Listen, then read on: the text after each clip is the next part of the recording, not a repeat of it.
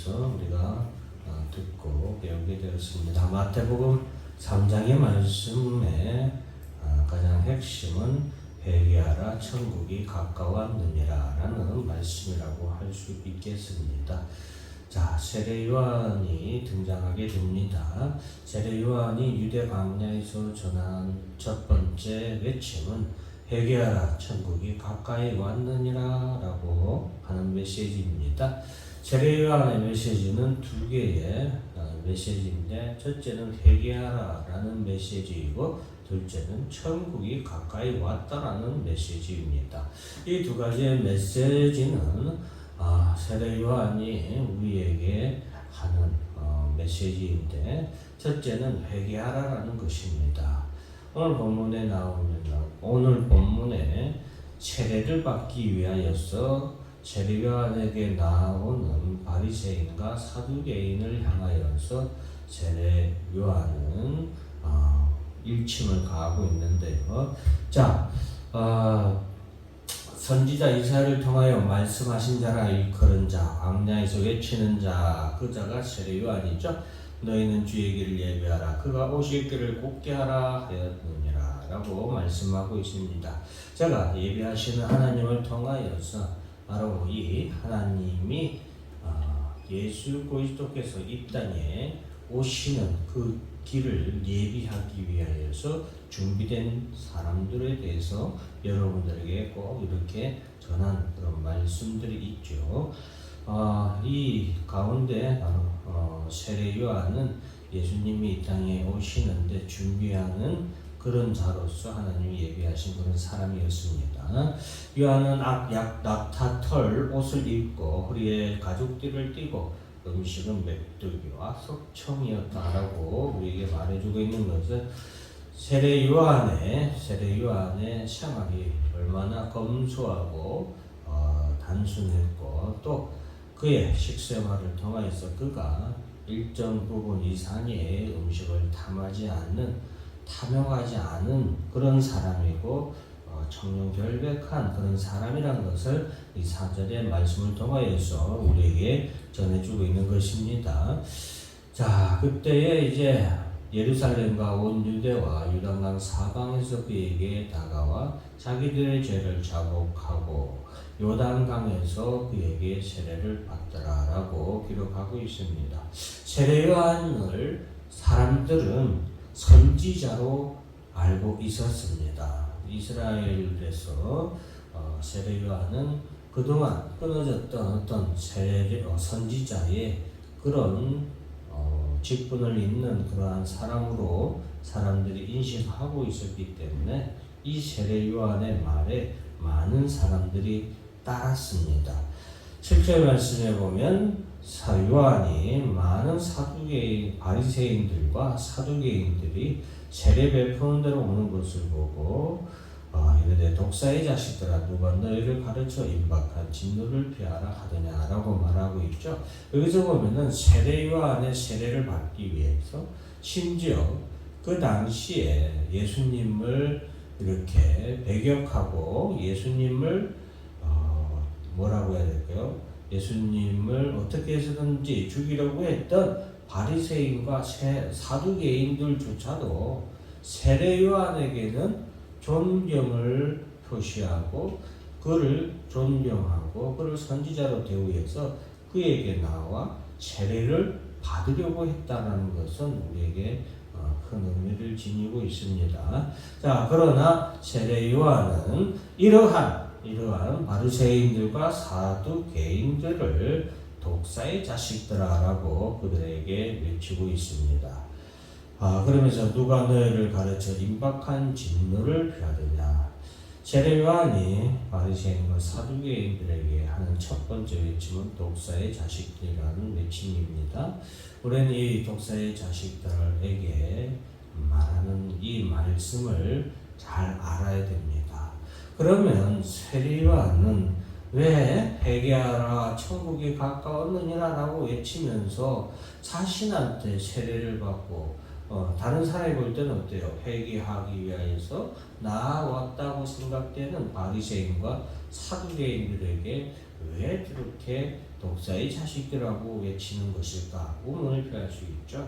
첫째, 여러분 회개하라 천국이 가까웠느니라 라는 이 말씀은 바로 하나님의 택자, 하나님이 장세전에 택하시고 구원하시기로 예정하시고 작정하신 자들에게 외치는 소리라는 것을 우리는 기억해야 되겠습니다.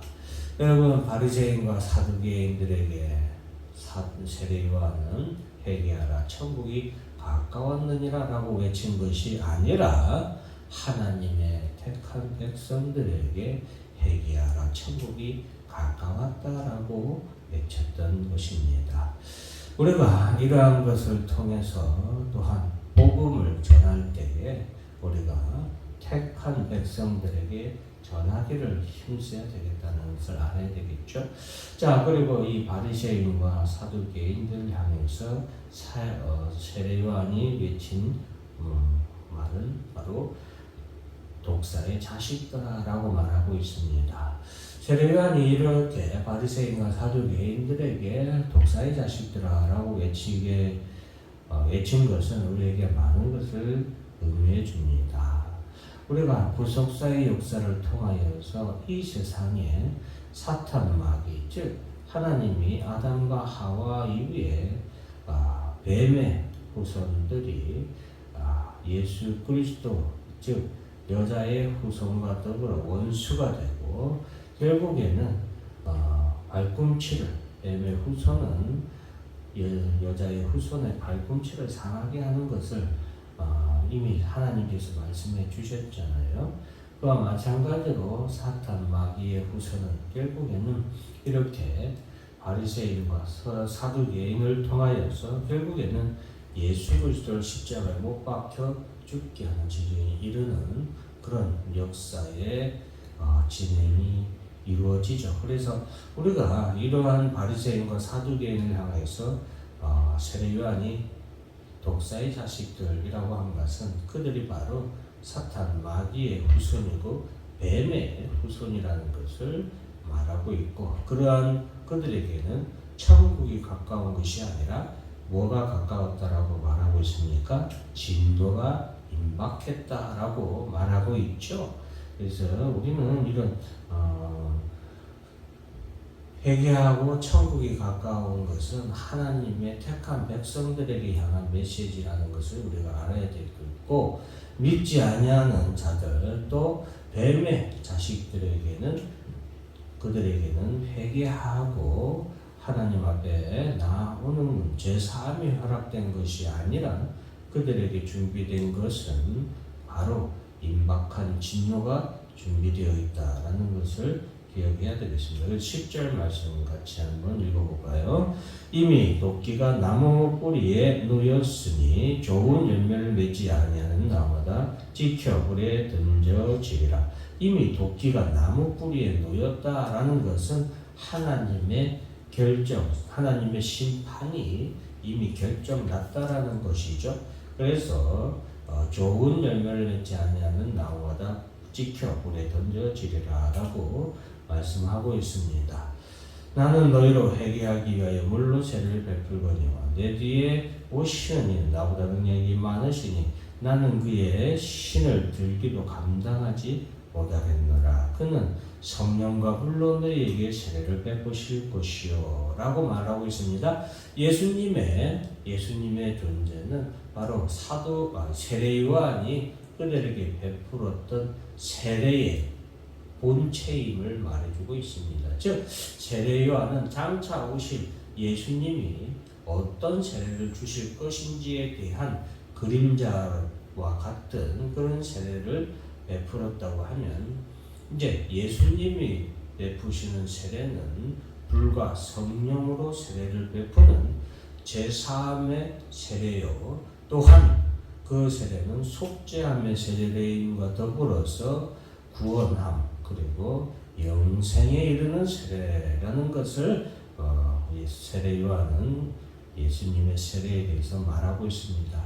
우리가 또 하나 주목해야 될 것은 12절 말씀인데요. 손에 키를 들고 자기의 타작마당을 정하게 하사 알곡은 모아 곳간에 들이고 쭉정이는 꺼지지 않는 불에 태우시리라.